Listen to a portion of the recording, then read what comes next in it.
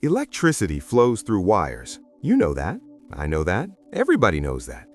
You flip a switch and electrons rush through the copper like water through a pipe, all the way from the power plant to your lamp. That is what they taught you, and it makes perfect sense. The wire is the highway, the electrons are the cars. The energy rides along inside the metal like passengers in a bus. And I'm telling you right now, standing here in front of you, that picture is wrong. Not a little bit wrong, not missing some details wrong. It is wrong in a way that once you see it, you cannot unsee it. The energy that lights your lamp does not travel through the wire. It never did. Now, I am not trying to be clever. I'm not playing some rhetorical game. I want you to sit with that for a second. Every light bulb, every motor, every toaster, every radio you have ever used in your life, the energy powering those things did not come through the wire. And by the end of what I'm about to show you, you will understand exactly what I mean by that, and you will never look at a wire the same way again. Let me start where any sensible person would start. Let me start by telling you why the standard picture seems so reasonable, because it does. It is a beautiful picture, and the people who developed it were not fools. You take a battery, you connect it to a light bulb with two wires, the bulb lights up. What happened? Well, the battery pushes electrons. Electrons are negatively charged particles sitting inside the copper, one free electron per atom just milling around. The battery creates a voltage, which is like a pressure difference, and that pressure shoves the electrons along the wire. They flow out of one terminal, through the wire, through the filament of the bulb, back through the other wire into the other terminal, a complete loop. The electrons carry energy from the battery to the bulb, and the bulb converts that energy into light and heat. Simple, clean, done. You could teach this to a 12-year-old. The current is the flow of electrons, the voltage is the push, the resistance is the opposition. Multiply the current by the voltage and you get the power. It all clicks together like a jigsaw puzzle. And you know what? For designing circuits, calculating currents, choosing the right fuse, this picture works splendidly. Engineers use it every single day, and the bridges do not fall down and the machines keep running. So why am I telling you it is wrong? Because something is hiding in that picture, something nobody mentions in the first explanation, and once you see it, the whole thing falls apart like a sweater when you pull the right thread. Let me ask you a question, a very simple question. How fast do the electrons move through the wire? Most people, if you ask them, will say something like, well, electricity moves at the speed of light or close to it, so the electrons must be going pretty fast. That seems reasonable, does it not? When you flip a light switch, the light comes on immediately, not a second later, not half a second later, instantly. The moment your finger hits that switch, the room is flooded with light. So those electrons must be absolutely flying through the copper. Let us do the calculation. I love calculations, not because I love arithmetic, but because nature cannot lie to you through arithmetic. Take a typical piece of copper wire in your house, 12-gauge wire, about 2 millimeters in diameter, carrying maybe 10 amperes of current.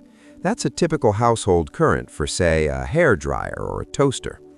Now, copper, if you look at its crystal structure, has about 8.5 times 10 to the 28th free electrons per cubic meter. Let me say that number more carefully.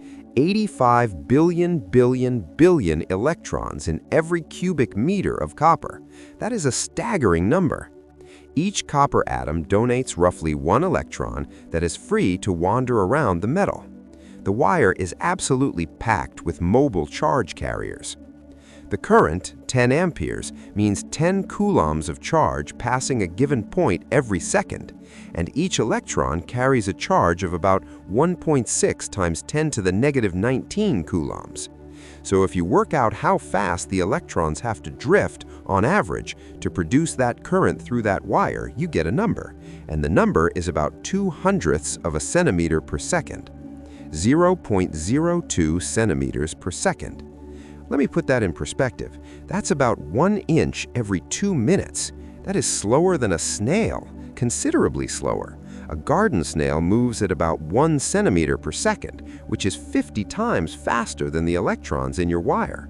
The electrons are moving at snail divided by 50 speed. If an electron started its journey from the power plant and tried to drift through the wire to your house a mile away, it would take the electron approximately 400 years to get there, 4 centuries. That electron would have started its journey in the reign of Queen Elizabeth I and still wouldn't have arrived at your lamp. And here's something even more absurd. Those electrons are not just sitting still waiting for orders inside the copper at room temperature.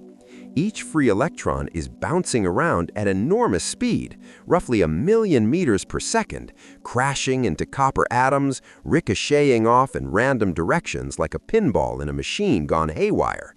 That's the thermovelocity. It's huge, but it's random in every direction equally, so all that frantic motion cancels out and produces zero net movement in any particular direction.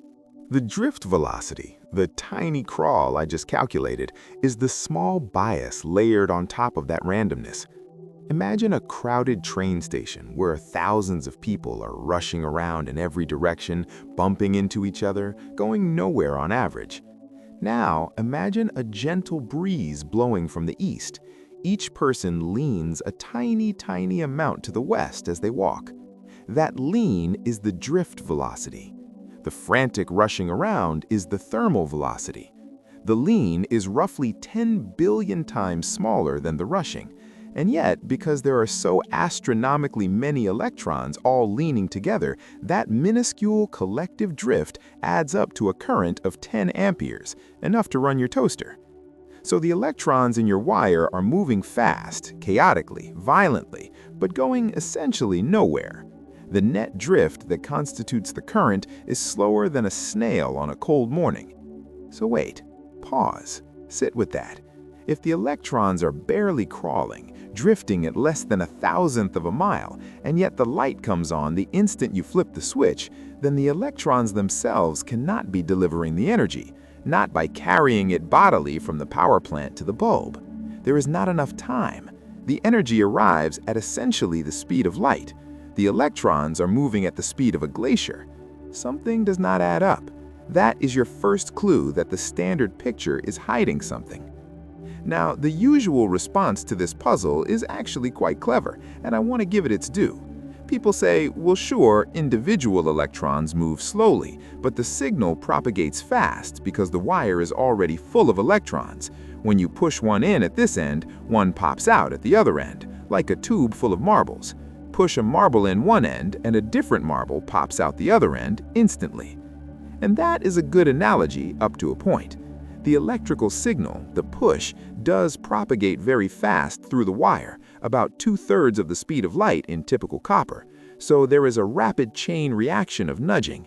You push one electron, which pushes the next, which pushes the next, and so on, and in a tiny fraction of a second, the nudge has traveled the entire length of the wire.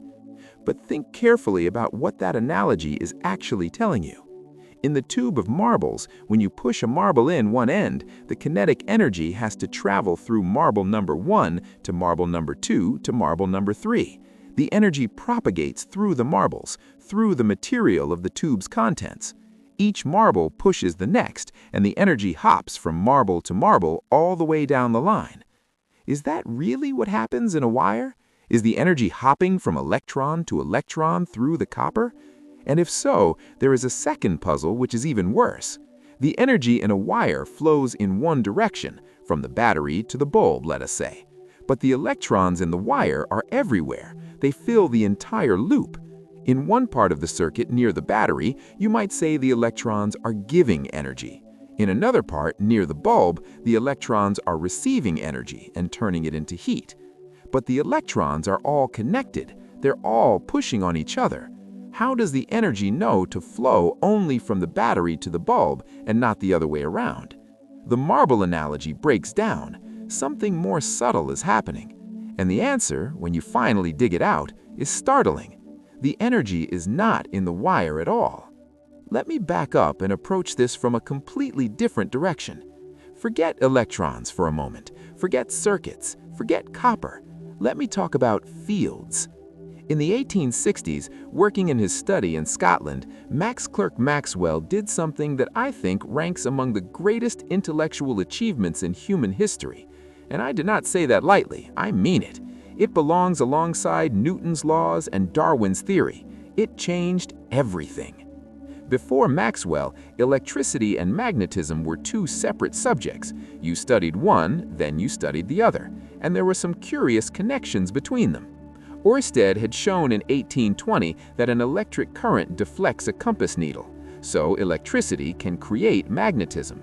Faraday showed in 1831 that a changing magnetic field can create an electric current, so magnetism can create electricity. But nobody had a unified picture. Nobody had asked, what are the rules for how these two phenomena dance together? Maxwell took 4 sets of relationships discovered by Coulomb, Ampere, Faraday, and others, and he unified them into a single coherent framework. 4 equations, that's all it took.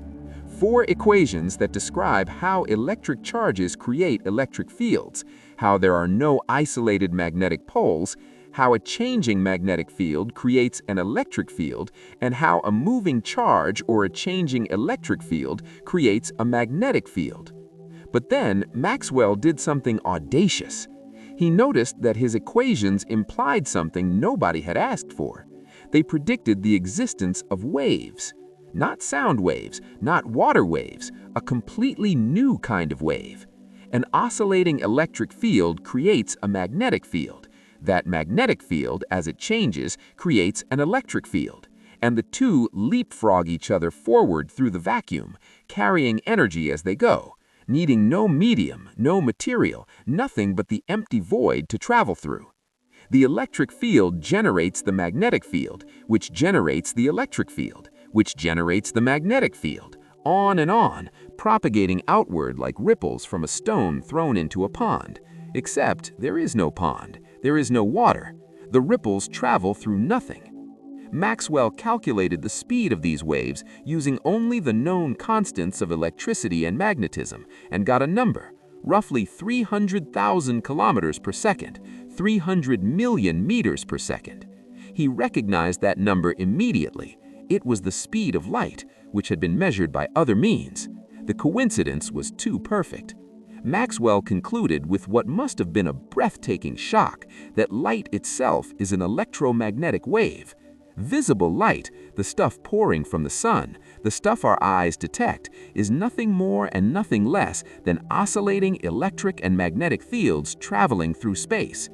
That realization, published around 1865, unified optics with electromagnetism in a single stroke, and it had implications for circuits that people did not fully reckon with for another 20 years.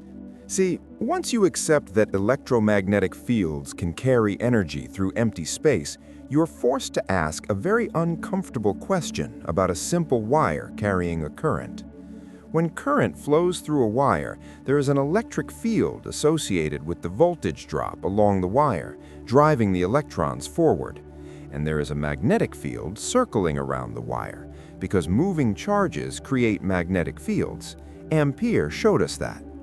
So around every current-carrying wire, you have both an electric field and a magnetic field existing in the space outside the metal. And Maxwell has just told you that electromagnetic fields can carry energy. So, are those fields around the wire carrying energy? And if so, how much, and in what direction? In 1884, a man named John Henry Poynting, a physicist at Mason Science College in Birmingham, England, sat down and worked out the answer. Poynting was not flashy. He was methodical, careful, thorough, and what he found would turn the standard picture of circuits on its head. Poynting derived a formula. You take the electric field at any point in space, you take the magnetic field at the same point, and you compute what mathematicians call the cross product of the two. The result is a new vector, a quantity with both a magnitude and a direction.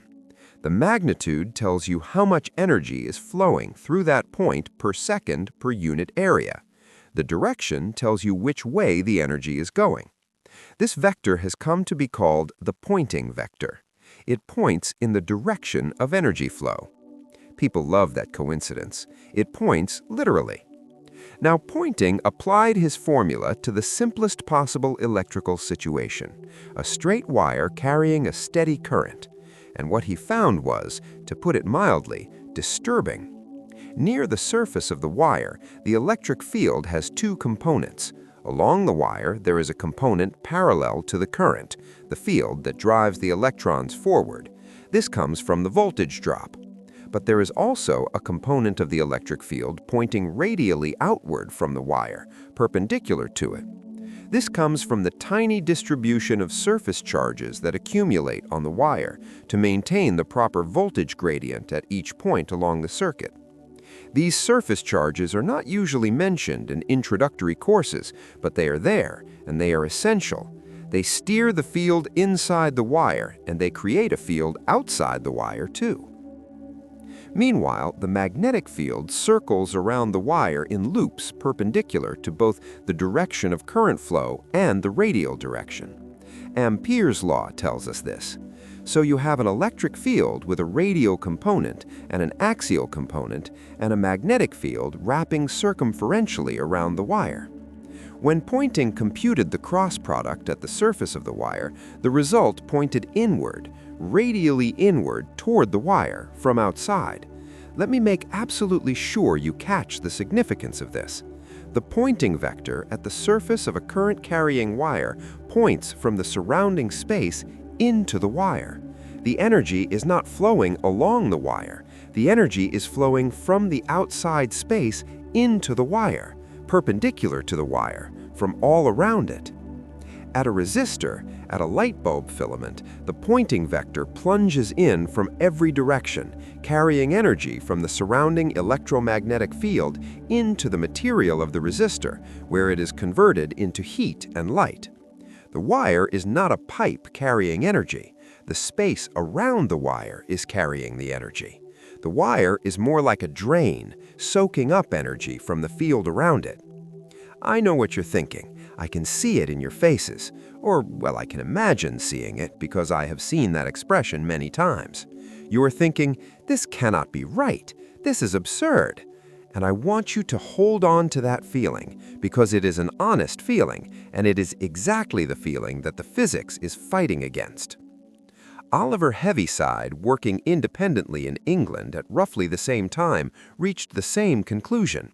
Heaviside was a remarkable character, self-taught, reclusive, cantankerous, brilliant. He took Maxwell's original equations, which were written in a sprawling, unwieldy form involving 20 separate equations, and he compressed them into the 4 compact vector equations we use today. The man essentially invented vector calculus as a practical tool for physics, and he was not shy about what the Poynting vector meant. Heaviside said quite bluntly that the notion of energy flowing through the wire is wrong. The energy flows in the electromagnetic field. The wire is a guide, not a carrier, a guide. And Heaviside did not just say this in the abstract. He had practical reasons for caring. In the late 19th century, the great technological challenge was the undersea telegraph cable.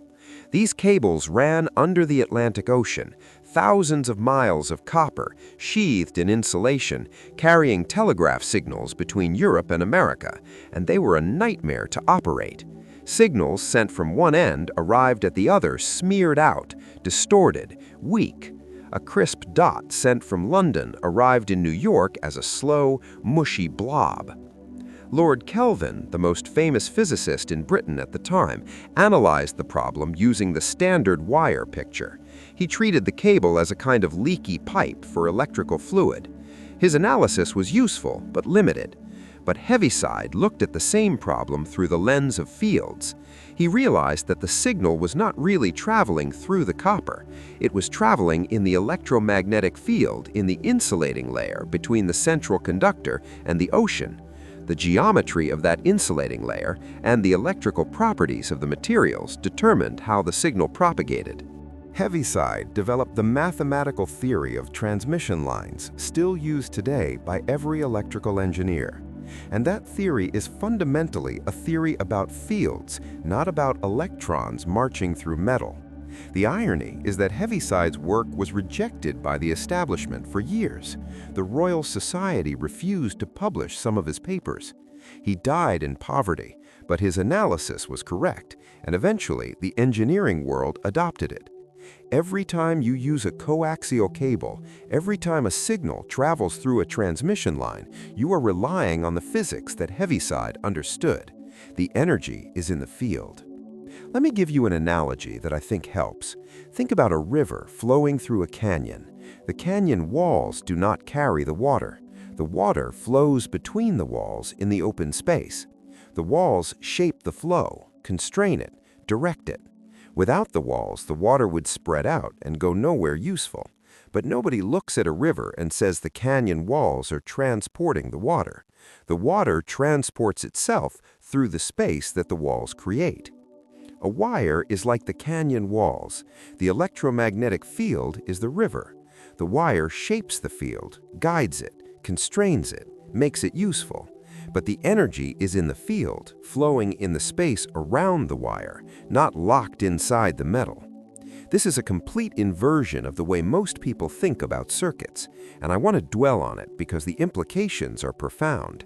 Think about what a battery actually does in this picture. A battery does not inject energy into the wire the way a pump pushes water into a hose. A battery maintains a charge separation, positive on one side, negative on the other, through chemical reactions that forcibly move charges against the electric field. This charge separation creates an electric field. That field does not exist only inside the wire. It exists everywhere in the surrounding space, spreading outward from the terminals, guided by the surface charges on the wire. The battery sets up the field, and the field carries the energy. And those surface charges I keep mentioning, they deserve more attention because they are the unsung heroes of circuit theory. When a circuit reaches its steady state, tiny amounts of charge accumulate on the surface of the wire, not inside the wire, on the surface. These surface charges are not uniformly distributed. There is a gradient, a steady change in the amount of charge from one end of the wire to the other. And this gradient is precisely what maintains the electric field inside the wire that drives the current. But those surface charges also create a field outside the wire, and it is that external field, combined with the magnetic field from the current, that creates the Poynting vector.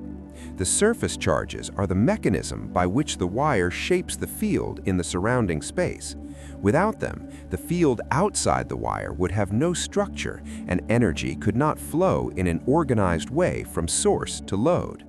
This is a remarkably intricate arrangement. The battery sets up the initial field. The field redistributes the surface charges. The surface charges reshape the field, and the reshaped field carries the energy. It is a self-consistent, self-organizing system, and it all happens in a fraction of a second when you close the switch.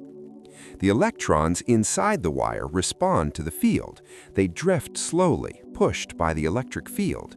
Their motion creates a magnetic field around the wire, and the combination of the electric and magnetic fields is what the Poynting vector operates on. The cross product of those two fields tells you where the energy is going. The electrons are not porters carrying suitcases of energy from the battery to the bulb. They are more like signposts or guardrails maintaining the field pattern. They enable the field. They do not replace it. Now, let me address the obvious objection because I know it is coming. If the wire is not carrying the energy, you say, then why do I need the wire? Why can I not just take it away and let the fields do their thing? That is an excellent question. And the answer reveals the partnership between fields and matter. Without the wire, there is no closed circuit. Without a closed circuit, you cannot sustain a steady current. Without a current, there is no steady magnetic field around the wire. Without the magnetic field, the Poynting vector drops to zero. No energy flow. The wire provides the path for the electrons. The electrons provide the current. The current provides the magnetic field, and the magnetic field, combined with the electric field, creates the energy flow in the surrounding space. Take away the wire and the whole pattern collapses. It's like asking, if the river flows through the canyon and not through the rock, why do I need the canyon? Because without the canyon, the water spreads out into a thin, useless sheet over flat ground. You need the channel to direct the flow. But notice something crucial. The channel directs the flow. It does not carry the flow. There is a difference. Let me push this further with a thought experiment that really drives the point home. It's a thought experiment that has driven physicists slightly crazy for over a century, and I think it's wonderful. Imagine a circuit with very, very long wires. A battery on one side, a light bulb 1 meter away from the battery, but instead of connecting them with a short wire, you connect them with 2 wires that each stretch 300,000 kilometers outward, loop around, and come back. Each wire is approximately the distance light travels in 1 second. The total wire length is about 600,000 kilometers. The wires go out to approximately the distance of the moon and then return. Close the switch. How long before the light bulb starts to glow? If the energy traveled through the wire following the copper, it would have to traverse 600,000 kilometers at roughly 2/3 the speed of light. That would take about 3 seconds, maybe a little less, maybe a little more, depending on the exact propagation speed in the wire. But that is not what happens. Not exactly. The moment you close the switch, the electromagnetic field begins to reorganize. The change in the field propagates outward from the switch at the speed of light in every direction. The light bulb is 1 meter away. In about 3 billionths of a second, the field change reaches the bulb. And as soon as the field arrives, energy begins to flow into the filament. The Poynting vector at the filament surface becomes non-zero. The bulb begins to glow almost immediately. Not at full brightness. Full brightness requires a steady-state current in the entire circuit, and that cannot happen until the electromagnetic signal has traveled all the way down those long wires and come back. That takes seconds. So what you would actually see is a dim glow almost immediately, getting brighter over the next few seconds as the circuit approaches steady state. The initial energy arrives through the field, cutting directly across the 1 meter gap. It does not wait for the electrons to start moving all the way around the loop. The field gets there first. I should mention that the amount of energy reaching the bulb in that first fraction of a second is tiny, extremely small. The initial pulse is weak because the impedance of the circuit is enormous when it has not yet reached steady state, but it is not zero. And the fact that it is not zero is what reveals the truth about where the energy actually travels. Some people object to this thought experiment on practical grounds. They say no real circuit works this way, and the thought experiment is misleading. But that is missing the point. The thought experiment separates 2 things that normally happen together: the field reaching the load and the current being established in the loop. In a household circuit where the wires are a few meters long, both happen in nanoseconds. You could never tell the difference. The thought experiment pulls them apart so you can see them individually. And what you see is that the field gets there first, always, because the field is what carries the energy. One more thing about this thought experiment before I move on. It illuminates something about energy conservation that is easily overlooked. Where does that initial burst of energy come from? It comes from the electromagnetic field energy that was already stored in the space around the battery and wires, even before the switch was closed. The battery just sitting there already has an electric field around it. When you close the switch, the field reconfigures, and some of that stored field energy propagates to the bulb. You are not getting something from nothing. The energy was already in the field, waiting. With the long wires, the mask comes off and you see the truth that was always there. I want to go one step further into strangeness because Poynting's result has a consequence that borders on the absurd, and I think you should see it. Imagine a point electric charge just sitting in space. Next to it, a permanent magnet, both completely stationary. Nothing is moving, nothing is happening. The charge sits there with its radial electric field. The magnet sits there with its magnetic field, static, silent, dead. Now compute the Poynting vector. Cross the electric field with the magnetic field, and what you get is a vector that circulates.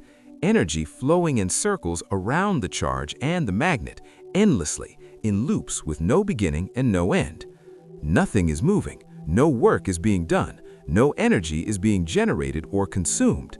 And yet, according to the formula, energy is flowing in circles through empty space around two objects that are just sitting there minding their own business.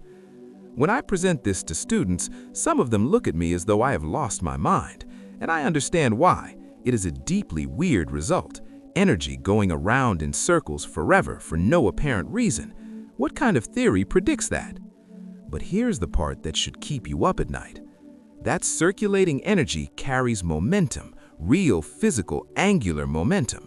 And if you try to disassemble the system, if you try to move the charge away from the magnet, you have to account for that angular momentum. It shows up in experiments. It has been measured. It is real. So, the Poynting vector is not just a mathematical convenience. It is telling you something true about the physical world. The fields contain energy. They contain momentum. They are, in a very real sense, physical things, not just mathematical abstractions drawn on a blackboard. Physical things that push, pull, carry, and flow. In my own lectures, I describe this whole business to the students, and I tell them, look, I know this sounds crazy. I say our crazy theory tells us that the electrons are getting their energy to generate heat because of the energy flowing into the wire from the field outside. Intuition would seem to tell us that the electrons are being pushed along the wire, so the energy should be flowing down or up along the wire. But the theory says the electrons are really being pushed by an electric field that has come from some charges very far away, and the energy somehow flows from the distant charges into a wide area of space and then inward to the wire. And I call it a theory that looks obviously nuts. Those are my words, obviously nuts. Because when you first encounter it, that's exactly how it looks. Energy sneaking sideways into the wire from the surrounding void. That is not how we imagine things working. But then you do the math, and the math works every single time. You compute the total energy flow into a surface of a resistor, and you get exactly the current squared times the resistance, exactly what Ohm's law says. You compute the energy flow out of a battery, and you get exactly the power the battery should deliver, watt for watt. No discrepancy, no fudge factors. That is the thing about physics. When the math works, you pay attention. And when it works perfectly, and it has worked perfectly for over a century, you change your intuition. You do not throw away the equations because they feel strange. You retrain your gut until the strange result feels obvious. Let me explain why this matters beyond the classroom. This is not just an academic curiosity for physics professors to argue about. Understanding that energy flows in fields, not wires, is the conceptual foundation for everything we do with electromagnetic waves, and it resolves some puzzles that the simple picture cannot touch. Here is one. In alternating current, which is what comes out of your wall outlet, the electrons do not even drift in one direction. They oscillate back and forth. At 60 cycles per second, the electrons wiggle back and forth by less than 1/100th of a millimeter. They go nowhere. They're vibrating in place. And yet somehow energy is steadily delivered from the power plant to your house. If you think energy is carried by the electrons, this is mystifying. How can particles that go nowhere deliver energy from somewhere? But if you understand that the energy is in the field, it makes perfect sense. The oscillating current creates an oscillating electromagnetic field. That field propagates energy outward from the source through the space around the wires to the load. The electrons shake, the field carries. The electrons are the medium that sustains the field pattern, but they are not the messengers carrying the energy. Take a radio antenna. An oscillating current runs up and down the antenna. This creates oscillating electric and magnetic fields. Those fields propagate outward through empty space as a radio wave carrying energy. Miles away, the wave arrives at a receiving antenna. The oscillating fields push electrons back and forth in the receiving antenna, recreating the signal. The energy traveled through space in the field with no wire connecting the two antennas at all. If you already understand that energy in a simple DC circuit travels through the field around the wire, then radiation is just the next step. The training wheels come off, and the field goes out on its own without any wire to guide it. But the principle is the same. The field carries the energy, always. A coaxial cable is another beautiful example. You have an inner conductor and an outer cylindrical shield. The electromagnetic field is contained entirely in the space between them. All the energy flows in that gap, that annular region of empty space. If you compute the Poynting vector in a coaxial cable, the energy flows parallel to the cable axis in the space between the conductors, not through the metal, through the gap, through what looks like nothing. That's why coaxial cables work so well for carrying signals. They are designed to contain and guide the field perfectly. The outer shield prevents the field from leaking out and prevents external fields from leaking in. The engineering of the cable is really the engineering of the empty space between its conductors. The metal defines the boundary conditions. It tells the field where to go and how to behave. But the field itself does the heavy lifting, carrying all the energy and information in that narrow ring of empty space. If you have ever wondered why the thickness and the dielectric material between the inner and outer conductors of a coaxial cable matters so much, this is why. You are engineering the medium through which the field travels. Change the gap, change the dielectric, and you change how the field propagates. You change the impedance, the velocity, the losses. The metal barely enters into it except as a boundary. Power companies know this too, even if they don't usually talk about it in those terms. High-voltage transmission lines are separated by large gaps. Why? Partly to prevent arcing, yes, but the separation also matters for the field geometry. The arrangement of the wires determines the structure of the electromagnetic field around them, and that field structure determines how efficiently power is transmitted. If you squeezed all the wires together, the field geometry would change and you would lose more energy. Let me address one more subtlety because I want to be thorough and I don't want you to leave with a lopsided picture. Some people, when they first hear this, swing too far the other direction. They say, all right, the wire is not important, the field is everything, throw away the wire. And that's just as wrong as the original misconception. The wire matters. It matters enormously. Without the wire, you cannot sustain the current. Without the current, you cannot sustain the magnetic field. Without the magnetic field, the Poynting vector is zero and no energy flows. The electrons, slow as they are, play a critical role. They maintain the configuration of the electromagnetic field. They are not the carriers of energy, but they are the maintainers of the channel through which the energy flows. Imagine the difference between a superconductor and a normal wire. In a superconductor, there is zero resistance. The electrons flow without any collisions, without any energy loss. The Poynting vector at the surface of a superconductor runs parallel to the surface, not inward. No energy enters the wire. All of it flows in the space outside. The superconductor is a perfect guide. In a normal wire with resistance, the Poynting vector tilts slightly inward. Some energy is absorbed from the field, converted to heat. The wire gets warm. The more resistance, the more the Poynting vector tilts inward, the more energy the wire absorbs. In a light bulb filament, the resistance is high. The Poynting vector plunges almost straight into the wire from all directions.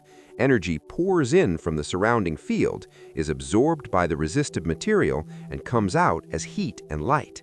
That's what makes the bulb glow. The energy does not arrive through the filament from one end to the other like water flowing through a hose. It arrives from outside, from all around, pouring inward from the field. It's a partnership. You see, the field carries the energy. The matter shapes the field. Neither works without the other. The field without the wire dissipates uselessly. The wire without the field is just a dead piece of metal. Together, they create something marvelous. I think that is the most beautiful aspect of this whole business. Nature does not pick favorites between fields and particles. It uses both, intertwined, each enabling the other. Let me pull all of this together because I've thrown a lot at you and I want the picture to be clear. The standard model of electricity says electrons flow through wires and carry energy from source to load like water through a pipe. This model gets the right numerical answers for currents and voltages and powers. It's a useful tool, and it is not going away, but it is misleading about where the energy actually is and how it actually moves. The correct picture, the picture that comes from Maxwell's equations and Poynting's formula, says the energy is carried by the electromagnetic field in the space around the wire. The field flows from the source through the surrounding space, guided by the wire, and enters the load from outside. The electrons inside the wire play an essential role in maintaining the field, but they are not the energy carriers. The field is.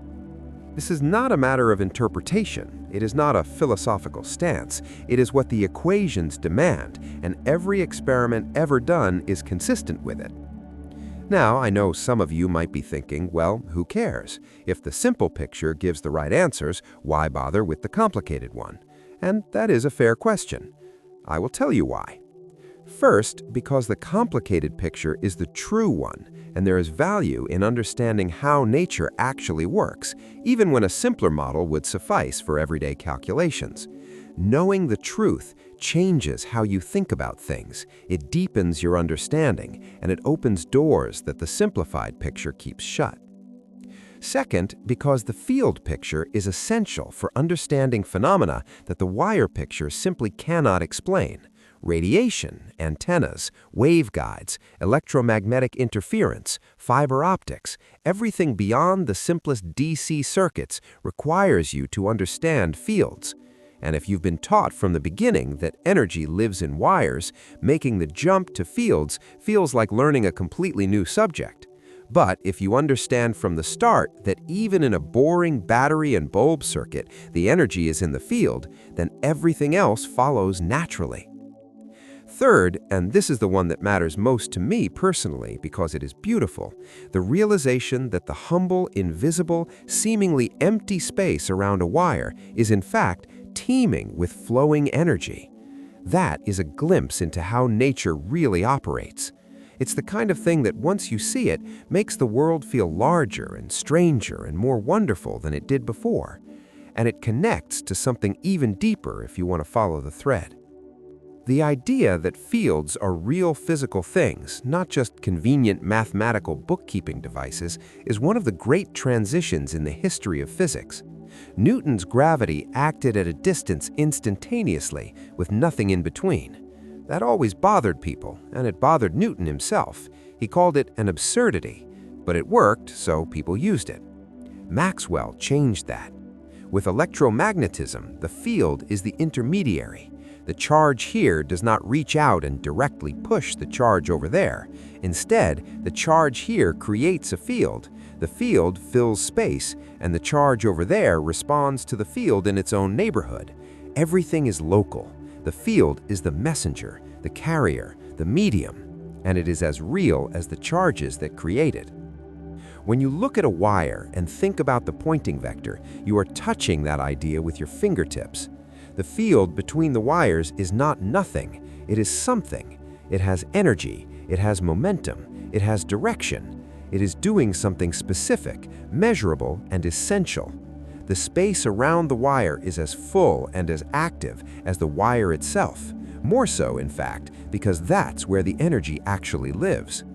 I find that deeply satisfying, that the emptiness is full, that the nothing is something, that the most important part of the machine is the part you cannot see or touch. So here's the picture I want you to carry with you. The next time you flip a light switch, think about what actually happens.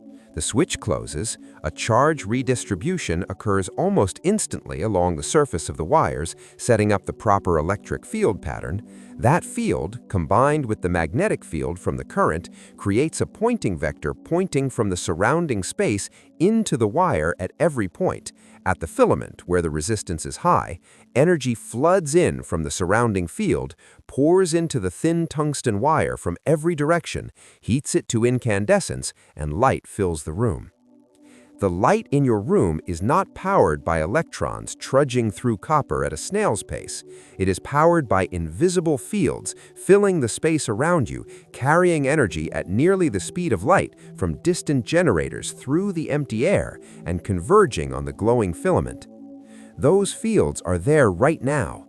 Every wire in this building, every cable, every cord is surrounded by an electromagnetic field carrying energy through the space you're sitting in. You cannot see it, you cannot feel it, but it is as real as the chair beneath you, and it is the real thing doing the work. I want to leave you with one last thought. People sometimes feel cheated when they learn this. Why did they teach me the wrong picture, they ask. But the simplified picture is not a lie, it is a model. And models are tools. You pick the simplest tool that does the job. For household wiring, the simple model is perfect. You do not need the Poynting vector to wire a lamp. But if you want to understand, if you want to see behind the curtain, if you want to grasp how nature actually transports energy from one place to another, then you need the deeper picture. And the deeper picture is astonishing. Energy does not flow through matter. It flows through fields, through the invisible, intangible electromagnetic field that fills all of space. Maxwell showed us the field exists. Poynting showed us the energy flowing through it. Heaviside confirmed it. And every experiment since 1884 has agreed the wire is not the story. The wire was never the story. The field is the story. That seemingly empty, boring, nothing space around the wire, that is where all the action is. That is where the power flows.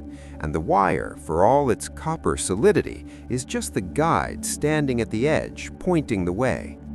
If someone had told me years ago that the most important part of a circuit is the empty space around it, I would have thought they were pulling my leg.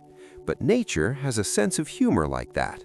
The most important things are very often the ones you cannot see. So the next time you look at an ordinary wire dangling behind your desk, plugged into the wall, think about what you are not seeing. Think about the fields wrapping around it, the energy streaming through invisible space, the entire electrical universe humming quietly in the air around that simple piece of copper. That is the real electricity. And it was there all along, right under your nose, waiting for someone to notice.